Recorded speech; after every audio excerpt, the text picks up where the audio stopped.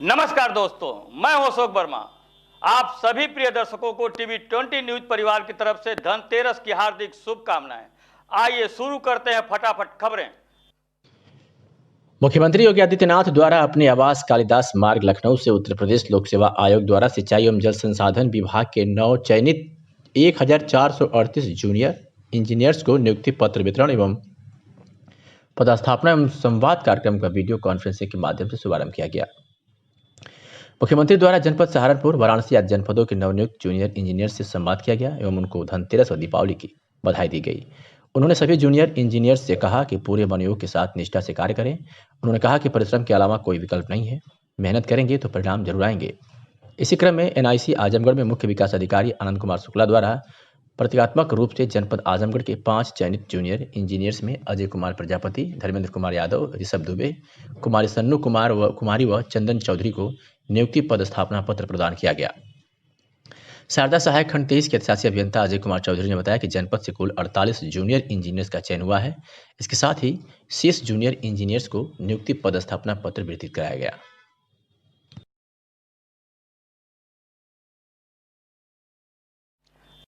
जिलाधिकारी राजेश कुमार की अध्यक्षता में कलेक्ट्रेट सभागार में कोविड-19 टीकाकरण हेतु जनपद में कार्यरत समस्त स्वास्थ्य एवं अन्य संबंधित कर्मियों को सूचीबद्ध कर डाटाबेस संकलन किए जाने के संबंध में बैठक संपन्न हुई। इस अवसर पर जिलाधिकारी ने सीएमओ को निर्देश दिए कि कोविड-19 टीकाकरण कराए जाने हेतु जनपद के सभी सरकारी, प्राइवेट, पैरामेडिकल कॉलेजों में कार्यरत समस्त teaching, non teaching staff, support staff एवं समस्त विद्यार्थियों एवं जनपद के सभी प्राइवेट स्वास्थ्य एवं चिकित्सा संस्थानों के क्लिनिक, नर्सिंग होम एवं छोटे बड़े अस्पतालों में कार्यरत सभी मेडिकल, पैरामेडिकल अथवा नॉन पैरामेडिकल स्टाफ, इसके साथ ही शासकीय स्वास्थ्य सेवाओं में कार्यरत समस्त मेडिकल, पैरामेडिकल अथवा नॉन मेडिकल स्टाफ को सूचीबद्ध करना सुनिश्चित करें। इसके साथ ही जनपद में स्थित केंद्रीय स्वास्थ्य संस्थानों को सूचीकरण प्रक्रिया से मुक्त रखा जाए। इनकी सूची केंद्रीय स्तर पर पृथक से तैयार की जा रही है।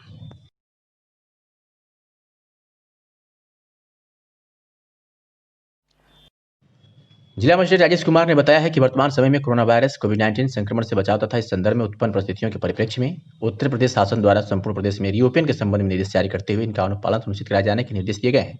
उन्होंने कहा कि 11 नवंबर 2020 को जनपद में नोवेल कोरोना संक्रमण के पूर्व प्रेषित सैंपल्स की जांच रिपोर्ट आने के उपरांत जनपद आजमगढ़ के राजस्व ग्राम शेरपुर तहसील सदर, राजस्व ग्राम छतवारा तहसील सदर, राजस्व ग्राम बलरामपुर तहसील सदर में व्यक्तियों के कोविड-19 से संक्रमित होने की पुष्टि हुई है। जिला मजिस्ट्रेट ने कहा कि कंटेनमेंट जोन के निर्धारण के संबंध में दी गई व्यवस्था के अनुसार जनपद के संतोष कुमार यादव के घर के आसपास का क्षेत्र राजस्व ग्राम शेरपुर तहसील सदर, राजेंद्र के घर के आसपास का क्षेत्र राजस्व ग्राम छतवारा तहसील सदर, राजेंद्र के घर के आसपास का क्षेत्र राजस्व ग्राम बलरामपुर तहसील सदर का संपूर्ण क्षेत्र कंटेनमेंट जोन होगा। उन्होंने कहा कि इन क्षेत्रों में कंटेनमेंट जोन प्रोटोकॉल का 100% पालन सुनिश्चित किया जाएगा।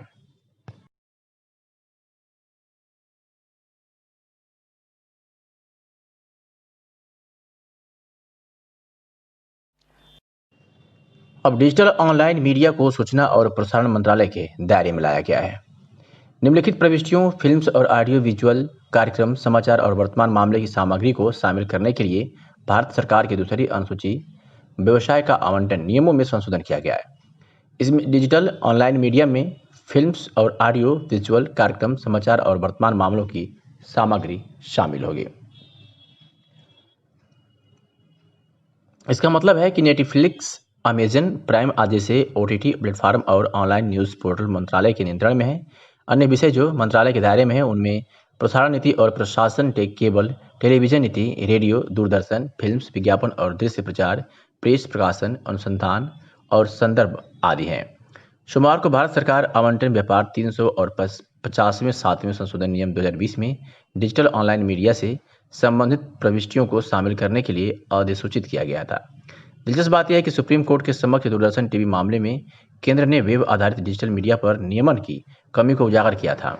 केंद्र ने प्रस्तुत किया था कि वेब आधारित डिजिटल मीडिया, जिसमें वेब पत्रिकाएं और वेब आधारित समाचार चैनल और वेब आधारित समाचार पत्र शामिल हैं, के लिए दिशा निर्देशों का रखना आवश्यक है, क्योंकि न केवल इसके पास बहुत व्यापक पहुंच है, यह पूरी तरह से अनियंत्रित भी है।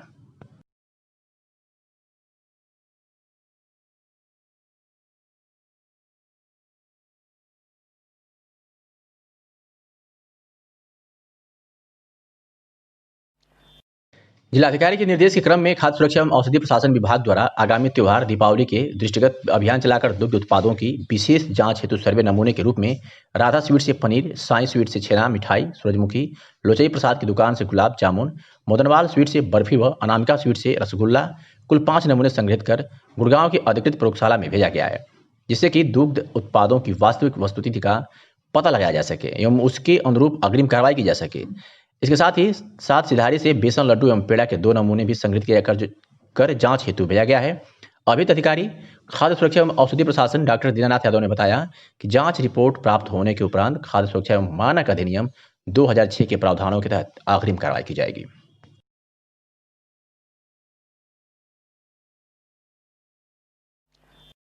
जनपद में प्रशासन ने आगामी त्योहार को देखते हुए शहर में जाम न हो, इसके लिए शहर में जाने के लिए कुछ रूट में बदलाव किया है, जिससे शहर में जाम न लग सके।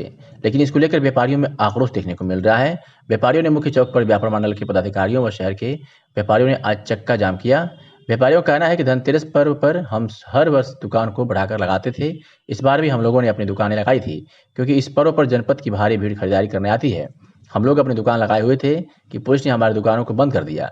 जाम की सूचना पर पहुंचे सीईओ सिटी राजेश तिवारी ने कहा कि सड़क पर दुकानें लगाने से यातायात प्रभावित होता है, इसलिए इनकी दुकानें बंद कराई गई है।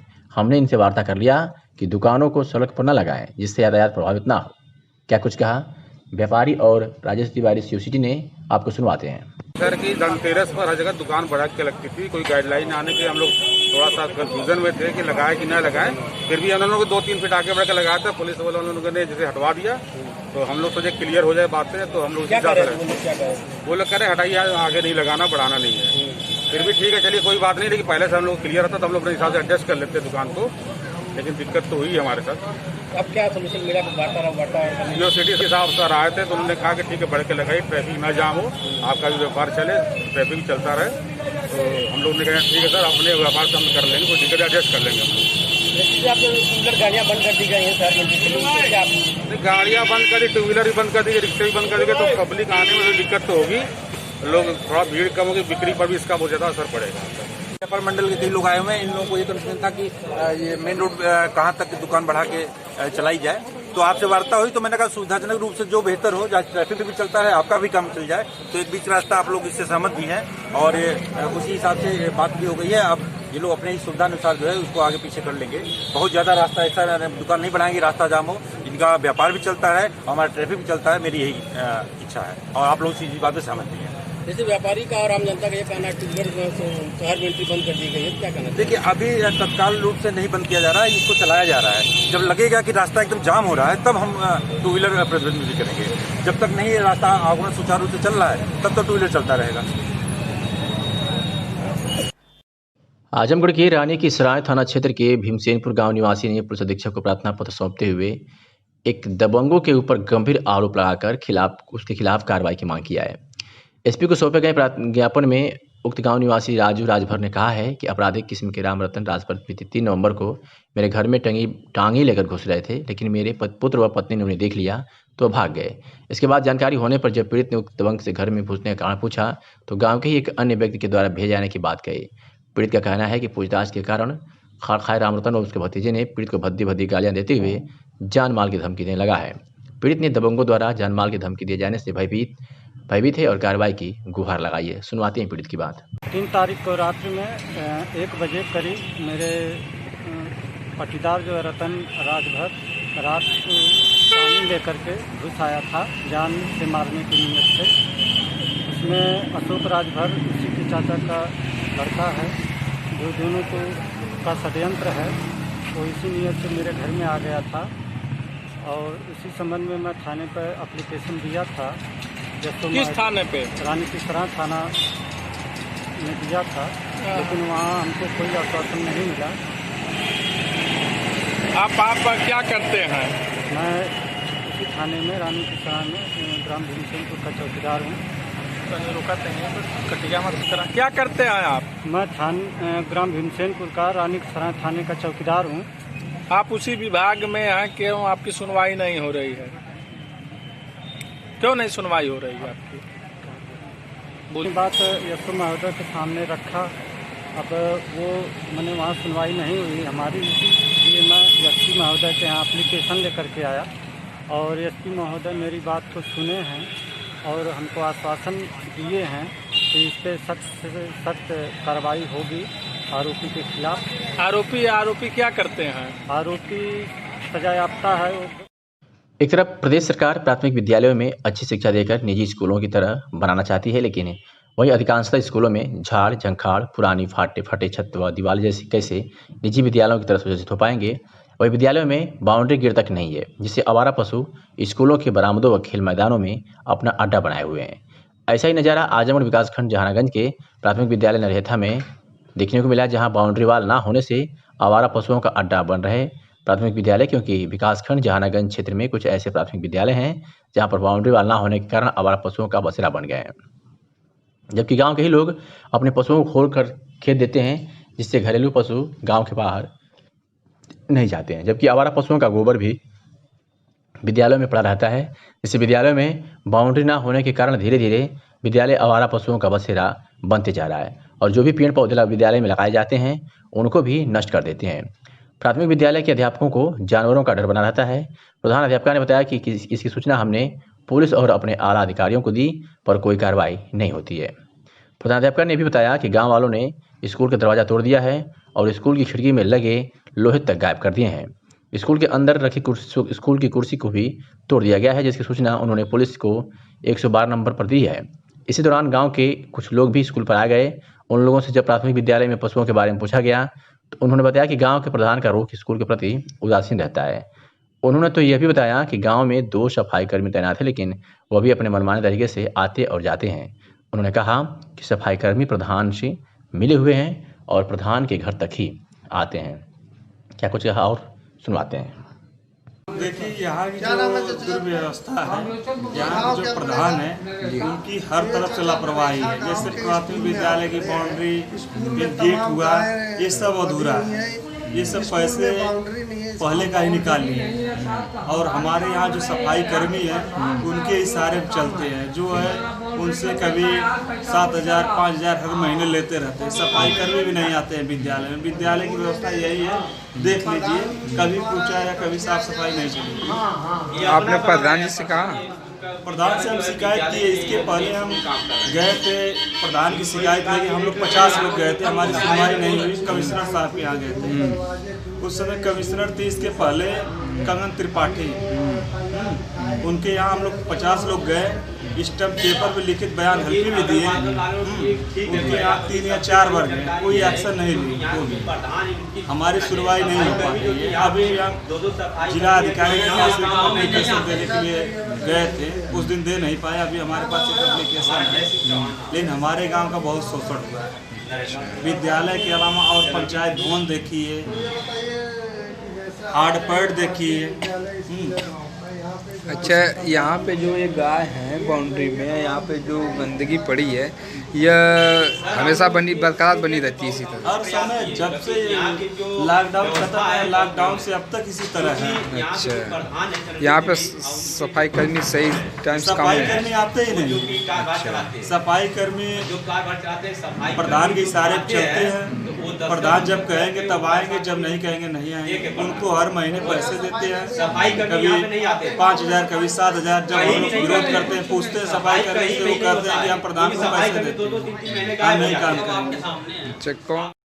बिहार प्रदेश के चुनाव में लगाए गए प्रभारी, जिसमें मधुबनी जिला की बेनीपट्टी विधानसभा में भारतीय जनता पार्टी के वरिष्ठ नेता विनय प्रकाश गुप्ता के प्रभार में और उनके अथक परिश्रम और नैतिक सूझबूझ के चलते बेनीपट्टी विधानसभा के प्रत्याशी विनोद नारायण झा को भारी मतों से विजयी बनाने में अपेक्षित सहयोग किए हैं। पिछली बार 2015 में विनोद नारायण झा को 4,000 कुछ मतों से नुकसान हुआ था। वहीं पर 2020 के चुनाव में विनय प्रकाश के नेतृत्व प्रभार में 32,000 से अधिक भारी मतों से विजयी होने का गौरव प्राप्त हुआ। इस विजय की खुशी में विनय प्रकाश को उत्तर प्रदेश के आजमगढ़ में वापस आने पर उनका अभिनंदन किया गया। लोगों को खुशी है कि जहां दुर्भाग्यवश आजमगढ़ का गलती से वहां पर आजम खान के परिचय से पहचान थी, वहीं पर श्री गुप्ता ने आजमगढ़ का परिचय अयोध्या परिक्षेत्र से कराया। यह पुण्य भूमि आजम खान की नहीं बल्कि ये दत्तात्रेय, दुर्वासा ऋषि और चंद्रमा ऋषि का तीर्थ स्थान है। इसका परिचय कराने में विनय प्रकाश सफल रहे, जिनका आज यहाँ गर्मजोशी से अभिनंदन किया गया। इस अभिनंदन क्रम में धर्मेंद्र सिंह, ब्रजेश दुबे, सुनील मिश्र, मृगांक शेखर सिन्हा, डॉक्टर पूनम सिंह, जूही श्रीवास्तव, पूनम शर्मा, अवनीश चतुर्वेदी सहित तमाम कार्यकर्ता मौजूद रहे।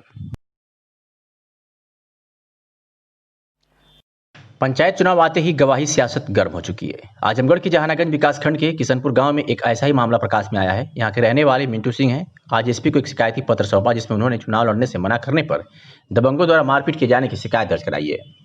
मीडिया से हुई बातचीत में पीड़ित मिंटू ने बताया कि मैं पिछली बार बीडीसी पद पर चुनाव लड़ा था और हार गया था। इस बार गाँव के ही कुछ दबंग किस्म के लोग मुझे जबरदस्ती चुनाव में खड़े होने के लिए बोल रहे थे। मैंने मना किया तो उन लोगों ने मुझे मारपीट कर घायल कर दिया है। पीड़ित ने एसपी से दोषियों पर कार्रवाई की मांग की है। सुनवाते हैं पीड़ित की बात। कहाँ के रहने वाले हैं? किशनपुर के थाना कौन सा? जहानागंज। क्या मामला है आप यहाँ आए? वहाँ सर जी मामला यही है, चुनाव का मामला है और हम अगली बार चुनाव बीटीसी के लड़े थे, अगली बार हार चुके हैं तो इस बार लड़ना नहीं चाहते। विपक्ष पार्टी चाहती है कि नहीं आप लड़िए और हमको धमकाती है मारने के लिए। वो बार बार मुझे धमकाती है और कल मुझे मार भी दिया। कौन मार रहे हैं? विपक्ष पार्टी अतुल सिंह बिट्टू अच्छा। और शेरू सिंह। चाहते क्या आप हैं? हम यही चाहते हैं साहब कि हम चुनाव नहीं लड़ेंगे और रह गई बात कि हम मारपीट करना नहीं चाहते हैं और हम अपना सीधा तरीका से अपना कमाना खाना चाहते हैं। अच्छा, यहाँ आए एसपी साहब की क्या आश्वासन मिला? तो आश्वासन मिला है, साहब जी बोले हैं कि नहीं अभी उन सबों का मतलब ध्यान उनसे मिला जाएगा, उनसे कहा जाएगा, हाँ उनको गिरफ्तार किया जाएगा। उत्तर प्रदेश के मुख्यमंत्री योगी आदित्यनाथ ने प्रदेशवासियों को धनतेरस की हार्दिक बधाई देते हुए उनकी सुख समृद्धि की मंगल कामना की है। आज यहाँ जारी शुभकामना संदेश में मुख्यमंत्री ने कहा कि भारतीय संस्कृति में अर्थ सहित 4 प्रकार के पुरुषार्थ बताए गए हैं। उन्होंने कहा कि आज के दिन धनतेरस इसी का द्योतक है। उन्होंने भरोसा जताया कि प्रदेश में अंत्योदय की भावना के अनुरूप समाज के अंतिम व्यक्ति को भी सुख समृद्धि प्राप्त होगी। मुख्यमंत्री ने कहा कि आज के दिन वैद्यगण भगवान धन्वंतरी का पूजन करते हैं। सर्वविदित है कि अच्छे स्वास्थ्य के माध्यम से ही सुख एवं समृद्धि पाई जा सकती है। इसलिए धनतेरस एवं धन्वंतरी जयंती के अवसर पर अर्थ के साथ साथ अच्छे स्वास्थ्य को प्राप्त करने का भी संकल्प लिया जाना चाहिए, जिससे एक स्वस्थ एवं समृद्ध समाज निर्मित हो सके।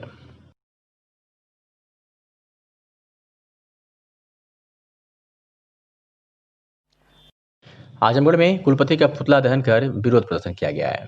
उत्तर प्रदेश अनुदानित महाविद्यालय वित्त पोषित शिक्षक संघ के आह्वान पर जनपद इकाई की जिला अध्यक्ष शैलेश पाठक के नेतृत्व में स्थानीय अग्रसेन महिला महाविद्यालय के मुख्य द्वार पर महात्मा गांधी काशी विद्यापीठ वाराणसी के कुलपति प्रोफेसर डॉक्टर TN सिंह का पुतला दहन किया गया है।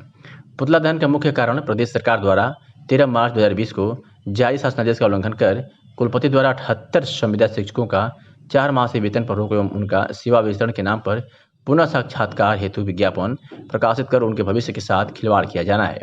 इस संदर्भ में शिक्षक संघ के जिलाध्यक्ष शैलेश पाठक ने कहा कि उच्च न्यायालय के आदेश दिनांक 1 मार्च 2013 के आलोक में राज्य सरकार द्वारा स्ववित्त पोषित शिक्षकों को न्यूनतम वेतन भुगतान एवं 5 वर्ष की संविदा को समाप्त कर पाठ्यक्रम के चलते रहने तक शिक्षकों की सेवा शर्त लागू करने का निर्देश दिया था, परंतु काशी विद्यापीठ के कुलपति द्वारा हटवादी एवं मानमाना कार्य करने तथा शिक्षकों को साजिश के तहत सेवा समाप्त करने के निर्णय के खिलाफ आज जनपद इकाई द्वारा कुलपति का पुतला दहन कर प्रदेश सरकार को चेतावनी दिया गया है।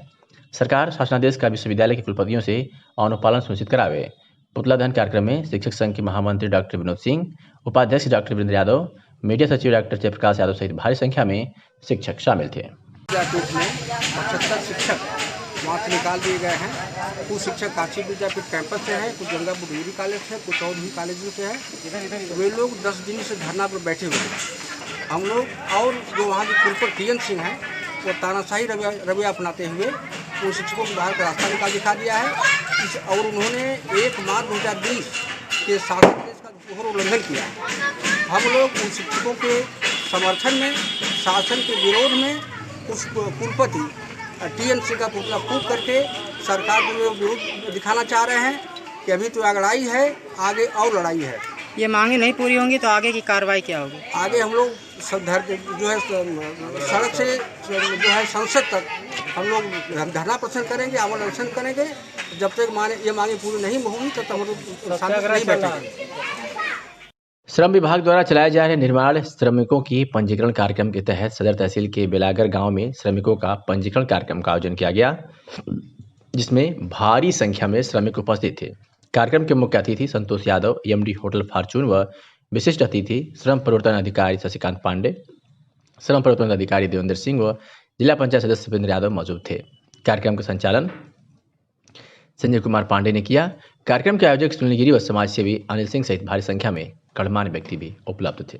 इस साल हाई स्कूल या इंटरमीडिएट उनकी बेटी पास हुई हो, उसको साइकिल सहायता योजना मिलता है।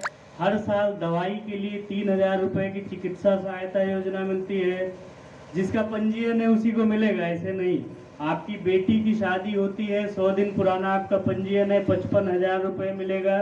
हमारे 2 आवासीय विद्यालय चलते हैं लक्ष्मीरामपुर हीरापट्टी में, वहाँ पर आपके बच्चे को रहना, खाना, पढ़ना, किताब, कॉपी, कपड़ा सब फ्री है। जैसे बोर्डिंग स्कूल होता है ना अंग्रेजी वाला, बोर्डिंग स्कूल की तरह सारी सुविधा है।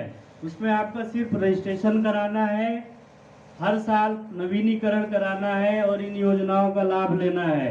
कक्षा 8 तक बच्चों की पढ़ाई, रहना, खाना, कपड़ा, कॉपी, किताब सब फ्री है। समझ रहे हैं ना आप लोग। आवास सहायता। आजमगढ़ शहर के एक निजी हॉस्पिटल में जच्चा बच्चा की मौत के मामले में परिजनों ने आज एसपी कार्यालय पर प्रदर्शन किया और मांग किया कि हॉस्पिटल के खिलाफ कार्रवाई की जाए और मृतकों के परिवार को 10 लाख आर्थिक सहायता दी जाए। आज उसी की मांग को लेकर एसपी कार्यालय पर ग्रामीणों ने प्रदर्शन किया। कहा कि अगर हमारी मांगें पूरी नहीं की जाएगी तो हम आंदोलन करेंगे और चक्का जाम करेंगे। वहीं डॉक्टर का कहना है कि यह मामला रात को करीब 2 बजे हमारे हॉस्पिटल में भर्ती हुई आया था। इसमें एक महिला भर्ती हुई थी, जिसमें जांच के बाद पता चला कि 2 दिन पूर्व उसके बच्चे की मौत हो चुकी है, जिसकी वजह से उसका लीवर और किडनी दोनों खराब हो चुका है। बचने की संभावना कम है। हमने परिजनों को बता दिया था। परिजनों ने कहा कि हम कहाँ लेकर जाएंगे, आप ही देख लें। सुनवाते हैं मृतक की परिजन की बात। ऑफिस पे आए सर, उठ के चले गए। वहाँ बोले हैं कि बाहर बैठो, अभी साहब आ रहे हैं। तब आप समस्या क्या है? समस्या ये है कि मेरी बीबी को ग्लोबल हॉस्पिटल में मैं ले जाके डिलीवरी केस में भर्ती किया। 1 बजे रात को ले गया, 2 बजे रात को ले गया, वहाँ एडमिट किया। वहाँ डॉक्टर थे नहीं, नर्स बोली कि डॉक्टर आएंगे। सुबह 6 बजे मेरी बच्ची पैदा पर लेडीज़ को बच्ची हुई, वो भी मरी हुई। और ऊपर के बाद 6-7 बजे बोले कि खून की कमी है, खून लाओ। हाँ, इमरजेंसी में पेशेंट कोमा में चला जा रहा है। फिर हमने 4 बोतल खून ला के दिया उनको। फिर भी बोले कि ठीक है अब नॉर्मल, हमको देखने भी नहीं दे रहे थे उसमें जाने। अब 50-20 हज़ार एक बार जमा कराए। फिर बोले कि जब 80 हज़ार एक बार, जब मरने लगे तो बोले 20 हज़ार जमा करो, अभी जिंदा है, हम बचा सकते हैं। फिर बाद में बोले कि मरीज मर गया। आज धनतेरस के मौके पर जहां मार्केट में भारी भीड़ दिखाई पड़ती थी, पर इस बार मार्केट में सन्नाटा दिखाई दे रहा है। वही दुकानदारों का कहना है कि इस बार धनतेरस में ऐसी कोई उत्साह लोगों में नहीं देखी जा रही है जो हर साल देखने को मिलती थी।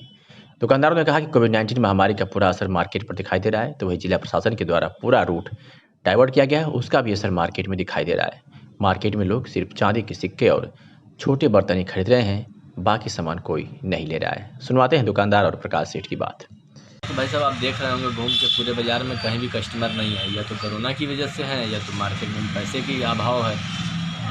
और मार्केट में कस्टमर किसी के यहाँ भी नहीं है, किसी के यहाँ 1 है, किसी के यहाँ 2 हैं। और हर आदमी जो है परेशान है कि अपना वो बस धनतेरस, किसी तरह धनतेरस, दिवाली त्यौहार को त्यौहार की तरीके से कोई उत्साह नहीं है कि कुछ खरीदें या कुछ पैसा खर्चा करें। हर आदमी अपने आप को सीमित करके काम करना चाहता है। जिसमें आदमी कोई कुछ छोटा मोटा सामान, सिक्का वगैरह खरीद लिया, या कोई बड़ी ख़रीदारी करने के लिए नहीं राजी है। कोई सिक्का में कोई छोटा सिक्का, कोई बड़ा सिक्का, हर तरीके से। और बर्तन वगैरह की इस साल चांदी के बर्तनों की बिक्री इस साल तो बिल्कुल भी नहीं है। ज़्यादा डिमांड किसका है मार्केट? चांदी के छोटे सिक्कों की है, बस शुभ करने के लिए। ये चांदी के छोटे सामान 200, 400, 500 के सामान की। फिलहाल तो ठीक है। हम हर साल अपने सभी कस्टमरों को धनतेरस का, दीपावली का गिफ्ट देते हैं। आज भी दे रहे हैं और सेलिंग भी कुल मिला के ठीक है। आगे बता नहीं सकते काम करते हैं। सिक्के